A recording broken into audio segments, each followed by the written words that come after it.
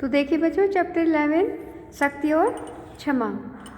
तो ये कविता कवि रामधारी सिंह दिनकर जी के द्वारा लिखी गई है। तो इसमें उन्होंने दुर्योधन और कौरवों और पांडवों के बारे में बताया गया है। उनके माध्यम से उन्होंने बताया है कि शक्ति और क्षमा क्यों जरूरी है। क्षमा भी जरूरी है और शक्ति भी जरूरी है। तो देखिए, क्षमा दया तप त्याग मनोबल सबका लिया सहारा, पर नर व्याघ्र सुयोधन तुमसे कहो कहाँ कब हारा। तो कवि रामधारी सिंह दिनकर जी कहते हैं कि क्षमा दया तप त्याग मनोबल। कवि कहता है कि क्षमा का भी, दया तप त्याग मनोबल सभी चीज़ों का तुमने सहारा लिया, पर नर व्याघ्र सुयोधन तुमसे कहो कहाँ कब हारा। व्याघ्र यानी के शेर और सुयोधन यानी कि दुर्योधन। उसका असली नाम क्या है? वो सुयोधन था, लेकिन वो उसका नाम फिर दुर्योधन पड़ गया था। व्याघ्र यानी के शेर। तो कवि कहता है कि पांडवों को, कि पांडवों ने जो है क्षमा भी किया दुर्योधन को, उनके लिए दया भी रखी, तप भी किया, त्याग भी किया, हर चीज़ का त्याग करते गए वो, और अपने मनोबल को उन्होंने कभी नहीं गिरने दिया, क्योंकि उनके साथ बचपन से ही क्या है गलत चीज़ें होती रहती थी। और भीम को उन्होंने एक बार क्या नदी में डाल दिया था दुर्योधन ने, और उसके बाद में फिर वो लाक्षागृह हुआ था, जहाँ पर उन्होंने धोखे से उनको दुर्योधन ने वो मकान बना के उसमें दिया था पांडवों को, और फिर उसमें आग लगवा दी थी। तो वो वहाँ से भी बच गए, लेकिन उन्होंने अपने मनोबल को नहीं गिरने दिया और फिर भी दुर्योधन को क्षमा कर दिया। लेकिन शेर दुर्योधन, यहाँ पे दुर्योधन की तुलना शेर से की गई है, लेकिन वो नरव्याघ्र यानी शेर अर्थात दुर्योधन तुमसे कहो कहाँ कब हारा, कि वो पांडवों से नहीं हारा। कि तुमसे कब हारा? तुमने मतलब उससे क्षमा भी कर दिया दुर्योधन को, उसके लिए दया भी दिखाई, अपने त्याग भी किए, लेकिन उसने तुमसे वो नहीं हारा। उसने कभी हार नहीं मानी और वो हमेशा आगे के लिए जो है चलता रहा। फिर इसके बाद देखिए,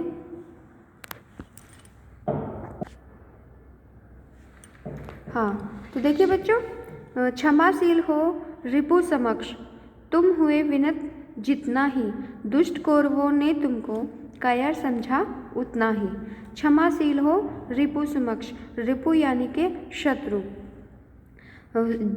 जब तुम उसे क्षमा करते रहे अपने शत्रु को, समक्ष सामने, शत्रु के सामने जो है तुम उसे हमेशा क्षमा करते रहे, क्षमाशील रहे, बने रहे, तो तुम हुए विनत जितना ही। और जितनी ही तुमने उसके प्रति दया दिखाई, यानी पांडवों ने कौरवों के प्रति, दुर्योधन के प्रति जितनी भी दया दिखाई कि हमारा भाई है, छोटा भाई है, चलो जो भी है, वो उसके लिए दया दिखाते रहे कि चलो वहाँ भी जाएगा, वो खुश रहेगा, वो ऐसे मान जाए ऐसे मान जाए, लेकिन वो क्या है नहीं माना। तो दुष्ट कौरवों ने तुमको कायर समझा उतना ही, और अर्थात जितनी तुमने दुर्योधन के लिए क्षमा का प्रयोग किया, उसको उसके लिए त्याग किया, दया दिखाई उसके लिए, उतना ही दुष्ट कौरवों ने तुमको कायर समझ लिया कि तुम कायर हो, इसलिए शायद बार बार उन्हें मना कर देते हो। क्योंकि क्यों समझा ऐसा? क्योंकि जब लाक्षागृह के बाद उनको वहाँ पर बुलाया गया था, फिर इंद्रप्रस्थ दिया गया था, और पांडवों ने इंद्रप्रस्थ को क्या है एक बहुत स्वर्ग की तरह सजा लिया था, अपना महल बना लिया था, और उसके बाद दुर्योधन ने फिर भी उसे जलन हो गई, तो उसने जो है उनको वहाँ बुलाया, और धोखे से क्या किया, धोखे से दुर्योधन ने फिर वो चौसा बिछाई और उस पर जुआ खेला, और फिर वो द्रौपदी को हार गए, द्रौपदी का अपमान किया उसने। तो उसके बाद भी युधिष्ठिर ने क्या कहा था, पांडवों ने फिर भी उसको क्षमा करने के लिए सोच लिया था कि वो क्षमा कर देंगे, अगर जो है वो हमें आराम से हमारा जो हिस्सा है या हमारे लिए जो हमारा राज्य है वो हमें वापस कर देगा, तो हम उसे क्षमा कर देंगे। लेकिन कौरवों ने क्या समझा, उतना ही उनको पांडवों को कायर समझा कि ये कायर है, और ये इसलिए बार बार क्षमा कर देते हैं, इनमें शक्ति नहीं है। क्षमा सौंपती उसी भुजंग को जिसके पास गरल हो, उसको क्या जो दंतहीन विष रहित विनित सरल हो। अर्थात क्षमा सौंपती उसी भुजंग को, भुजंग यानी कि सांप, क्षमा उसी सांप को शोभा देती है, शोभती यानी शोभा देती है जिसके पास गरल हो। गरल यानी कि विष, जहर। जिस सांप के पास जो है जहर होगा तो क्या है, वो उससे सभी लोग डरेंगे कि वो काट लेगा, तो विषैला सांप है वो काट लेगा तो हम मर जाएंगे। तो क्षमा शोभती उसी भुजंग को, कि उसी सांप को क्षमा शोभा देती है। क्षमा करना उसी को शोभा देता है जिसके पास विष हो, अर्थात जिसके पास ताकत हो, जिसके पास शक्ति हो। उसको क्या, जो दंतहीन विष रहित विनीत सरल हो। और उसको क्षमा शोभा नहीं देती जिसके पास कुछ भी नहीं है, जिसके पास शक्ति नहीं है, जिसके पास जो दंतहीन, दंतहीन अर्थात जिसके पास, जिस सांप के पास जो है जहर ही नहीं है, उसके पास दांत ही नहीं है काटने के लिए। विष रहित, जिसमें विष ही नहीं है और वो उससे मतलब खेलते रहे, उसको छूते रहे, परेशान करते रहे, वो कुछ भी नहीं कहता है, सरल होता है, तो ऐसे सांप को शोभा नहीं देती, अर्थात ऐसे सांप को कोई भी नहीं डरेगा। तो क्या इसका मतलब क्या निकला, क्षमा शोभती उसी भुजंग को, यानी उसी व्यक्ति को क्षमा शोभा देती है जिसके पास शक्ति हो, जिसके पास जो शक्तिशाली हो, जो इतनी पावर रखता हो कि वो सामने वाले को नष्ट कर देगा या सामने वाले से अपना बदला ले लेगा। तो देखिए इसके बाद 3 दिवस तक पथ मांगते रघुपति सिंधु किनारे, बैठे पढ़ते रहे छंद अनुनय के प्यारे प्यारे। अब देखिए ये पैराग्राफ लिया गया है रामायण से, जहाँ श्री राम जो है समुद्र के किनारे, लंका जाने से पहले समुद्र के किनारे बैठकर समुद्र से रास्ता मांगते हैं कि वो लंका तक कैसे जाएंगे युद्ध करने के लिए। वहाँ पर बैठ कर के पूजा अर्चना करते हैं समुद्र की, और ये रास्ता मांगते हैं कि शायद समुद्र उन्हें रास्ता दे दे तो वो उसके ऊपर से पार होकर के चले जाएं लंका में।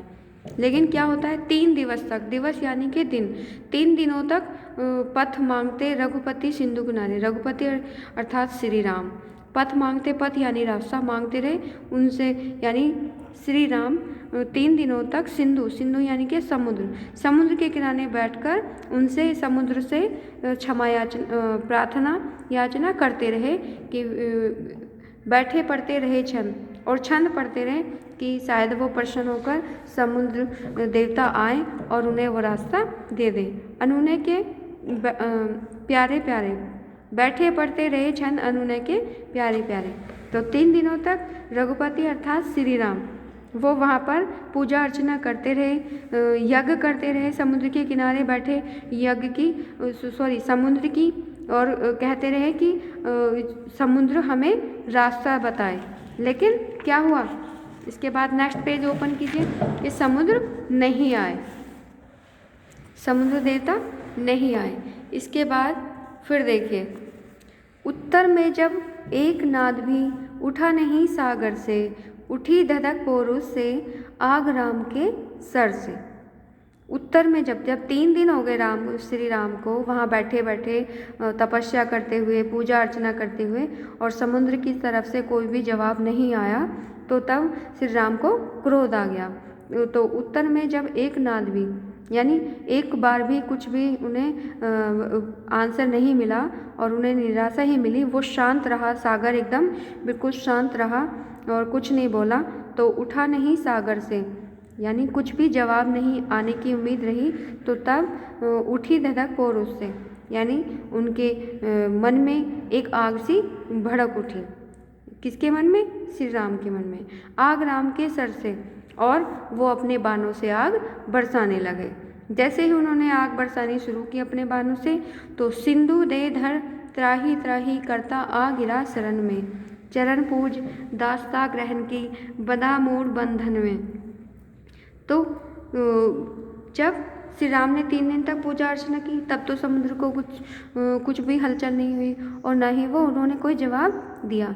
लेकिन जैसे ही श्री राम ने बाण चलाना शुरू किया, बाण से आग बरसाना शुरू किया, तो सिंधु, सिंधु यानी कि समुद्र, देह यानी कि शरीर, धर यानी मनुष्य का शरीर धारण करके, तो सिंधु ने जो है क्या किया, समुद्र ने अपना मनुष्य का शरीर धारण किया और देह धर त्राही त्राही और क्षमा क्षमा करता हुआ वहाँ पर आ गया। करता आ गिरा शरण में। तो समुद्र एक मनुष्य की शरीर में और श्री राम के पास आ गया और उनके चरणों में गिर पड़ा। कहने लगा, चरण पूज दासता ग्रहण की बड़ा भूत बंधन में। तो वो उसने श्री राम से क्षमा प्रार्थना की कि हे राम मुझे माफ़ कर दीजिए, और वो उसको रास्ता बताया, श्री राम को रास्ता बताया। इसके बाद देखिए, सच पूछो तो सर में ही बसती है दीप्ति विनय की, संधि वचन सपुंज्य उसी का जिसमें शक्ति विजय की। तो सच पूछो तो सच वास्तव में तो यह है कि जिसके पास शर यानी कि बाण, लेकिन यहाँ पे बाण का मतलब क्या है? ताकत से। सच पूछो तो सर में ही है, यानी जिसके पास ताकत है, बस्ती है दीप्त विनय की, और उसी के अंदर विनय रोशनी या आभा, दीप्ति मीन्स रोशनी या आभा, यानी उसी के अंदर दया की रोशनी है और उसी के अंदर दया की आभा है। संधि वचन सपुंज उसी का, वही संधि कर सकता है और उसी के सपुंज उसी के वचन माने जा सकते हैं जिसमें शक्ति विजय की, जिसमें या तो इतनी ताकत हो कि वो अपने शत्रु को परास्त कर दे, उसे नष्ट कर दे, उस पर विजय प्राप्त कर ले। तो वही मनुष्य अगर क्षमा करता है तो वही उसी की क्षमा में शक्ति होती है। अर्थात जो शक्तिशाली व्यक्ति होता है, जिसमें जीतने की क्षमता होती है, विजय की क्षमता होती है, जो जीत सकता है अपने शत्रु को, तो वही उसकी क्षमा जो है शोभायमान होती है। सहनशीलता क्षमा दया को बल का तभी पूछता जग है, बल का दर्प चमकता उसके पीछे जब जगमग है। सहनशीलता क्षमा दया को, यानी सहनशीलता, हम किसी भी पाप को, किसी भी कष्ट को सहन करते रहें, तो यानी हमारी सहनशीलता, जब तक हम उसे सहन करते रहेंगे, हमारी सहनशीलता या हम किसी को क्षमा करते रहेंगे, किसी के प्रति दया दिखाएंगे, तो वह तभी संभव है, वह सब तभी जायज़ है, तभी अच्छी है, तभी पूजता जग है। उसी को जग मानता है जिसके पास बल का दर्प यानी कि घमंड चमकता है, जिसके पास ताकत हो, जिसके पास बल हो, उसके पीछे जब जगमग है, और उसी के पीछे सब कुछ जगमग रहता है, यानी उसी के पीछे सब लोग चल देते हैं, जिसमें ताकत होती है। या तो हमारे पास क्या है, इतनी पावर होनी चाहिए। यदि कोई व्यक्ति गरीब है, फॉर एग्जाम्पल यदि कोई व्यक्ति गरीब है, ठीक है, और वो किसी को क्षमा कर देता है, तो उसकी क्षमा क्या है, उसकी क्षमा की कोई वैल्यू नहीं है, कोई कीमत नहीं है। लेकिन यदि इसके अपोजिट, यदि किसी व्यक्ति के पास इतना धन है, इतनी शक्ति है कि वो सामने वाले से क्या है, अपने शत्रु से अधिक शक्तिशाली है, उसको खरीद सकता है, उसके पास अधिक पैसा है, या किसी भी क्षेत्र में चले जाइए आप, बल के क्षेत्र में, पैसे के क्षेत्र में, वो भी पैसा भी क्या है, आजकल क्या है, वो भी एक शक्ति के रूप में ही है, शक्ति का रूप ही है एक पैसा भी। तो वह व्यक्ति अगर क्षमा करता है, जिसके पास बल है, तो उसकी क्षमा क्या है, वो शोभायमान होती है। लेकिन जिसके पास बल नहीं है और वो क्या है, वो क्षमा करने योग्य नहीं माना जाता। अर्थात श्री राम ने फिर समुद्र को क्षमा किया, क्योंकि श्री राम के पास क्या है, इतनी शक्ति थी कि वो समुद्र को नष्ट कर सकें, उसे सुखा सकें। तो क्या किया, समुद्र एकदम उनकी शरण में आ गिरा और उन्होंने उसे क्षमा कर दिया। इसी प्रकार कौरवों और पांडवों में भी क्या थी, इतनी शक्ति थी कि वो दुर्योधन से जीत सके, तो उन्होंने उसको बहुत क्षमा किया, बहुत प्रार्थना की, लेकिन वो जब नहीं माना तो अंत में क्या किया, उसको अपनी शक्ति से नष्ट कर दिया। तो देखिए, इसमें यही बताया गया है इस चैप्टर में, शक्ति और क्षमा, कि शक्ति भी, क्षमा भी उसी को शोभा देती है जिसके पास शक्ति बल होता है, अर्थात बल होता है। ओके क्लास, आई थिंक आपको अच्छा लगा होगा, अब समझ में आ गया होगा। ठीक है बच्चों, अगर नहीं आया तो फिर एक बार मुझे आप बता सकते हैं, मैं दोबारा समझाऊंगी। अब देखिए, आप पहले इसी पेज पर डिफ़िकल्ट वर्ड निशान लगा लीजिएगा। पहली पैराग्राफ में 3rd लाइन में पोरुस फिर नेक्स्ट लाइन में त्राही त्राही, फिर एक लाइन छोड़कर ग्रहण, फिर ग्रहण, ग्रहण के बाद फिर नेक्स्ट लाइन में नेक्स्ट पैराग्राफ में सहनशीलता और इसके बाद दर्द। ठीक है बच्चों, अब पहले पेज को ओपन कीजिए।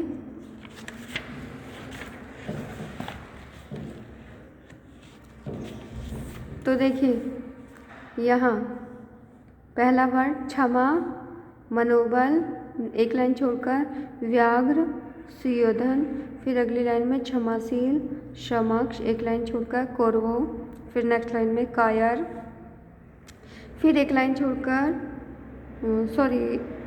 एक लाइन छोड़कर गरल, फिर इसके बाद एक लाइन छोड़कर विष रहित और नेक्स्ट पैराग्राफ में रघुपति।